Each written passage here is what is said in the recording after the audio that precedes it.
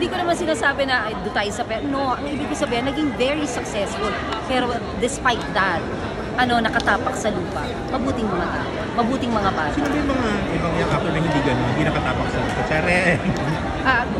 Itago natin sa pangalang. Hindi. Ay, hindi ko na alam. Ayoko magsalita. Jenica. Pero ngayon kasi, alam mo, sa totoo lang, hindi na kasi uso yung pasaway. Oo.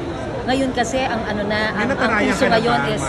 Meron ka lang medyo natalakan or napagsabihan? Hindi naman, hindi ako pumapato sa mga ganyan. Alam mo, ayoko mag-effort na, madadagdagan ng wrinkles or di ba, hindi nakakaganda. So pag may problema, production na bahala siya. Hindi na ako nakikialam sa mga ganyan. Kayo ng production ng, di ba, ano ninyo, so umiiwas ka na sa stress. Oo. Kasi, hindi na parang ikaw pa yung Hindi na, unless siguro close to me. Pag close to me, sasabihan ko. Kung close sa akin. Pero kung hindi naman close sa akin, hindi na ako mag-e-effort. Kasi hindi ko naman natrabaho yan. Pero pag close sa akin, nakipagsabihan ko. In a very nice way. Na parang pamilya talaga. Maraming ganyan. Ako na rin, be. Nagreklamo. Ayos tayo, nakakalimag tayo, be. Ano naman? Ganun ako makipag-usap sa kanila, be. Hindi siya mataray sa likod ng camera. Oo, no. Kamusta si Jenica? Oh, Jenica, very proud ako dun sa She's doing anak very natin. good. Ang galing niya dun sa Saving Grace. Maski dun sa pelikula nila ni Alden, diba? Nakakatawa, congratulations kay Alden at saka kay andun nga pala siya. Catherine. At kay Jenica, of course. Very proud of my daughter. Very hardworking.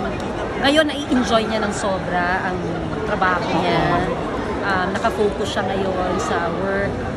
Yun naman ang importante. Ang dami niyang blessings. Siguro dahil alam mo naman yung anak ko, hindi dahil sa anak ko pero mabuting tao din kasi si Jenica. At very simple pa rin hanggang ngayon, di ba? Simple, walang pinagbago. Yung husay niya sa pag-arte, obviously din naman namana niya sa'yo. Pero may mga nagsasabi, parang mas magaling pa raw siya sa'yo. Ayoko, wala namang ibang gagaling sa akin kundi anak ko. Mga anak ko, pati yung basta yun, walang ibang, ako as magulang, syempre di ba, gusto ko, di ba, mga anak ko, di ba, na, di ba, mas ayusin nila ang trabaho nila, May napanood akong vlog, parang si Jenica, pag Pasko or New Year ba, nagbibigay pa rin talaga ng pera sa'yo? Or baligtad ba yun? Nagbibigay ng... Oo, nag-aano naman sila Jenica. Nag-aano talaga siya?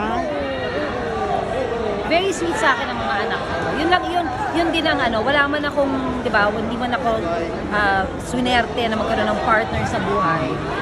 Ang mga anak ko, mabubuting mga bata, mabuting sa magulang, so, yun naman ang swerte ko. Siguro parang sobrang proud ng magulang pag sinasabing napakagaling ng arte ng anak mo. Oo naman, be. Oo. At saka ako mismo, pinupuri ko talaga. Kaya sabi pala, kasi nanay ka, talaga naman. Oo, that's one. I'm very proud of her. Tapos pag pinupuri pa siya ng ibang tao, ay talagang parang ako yung pinupuri. Mas higit pa, mas gusto ko nga pinupuri ang anak ko kaysa purihin ako. Mas happy ako. Mas iba yung fulfillment. Yung lalaki ba mag-showbiz? Yung lalaki gusto Kotaro. Asan ba? Ayan. Nakakainis. Ito nga, para bumate. May love life pa si Jenica. May love life pa si Jenica. Focus. Nangialam ka ba? Kailangan focus muna. Gusto mo bang magka-work din kayo? Kahit Magka-work kami ulit? Ayan siya. Magka-work ulit? Oh yeah.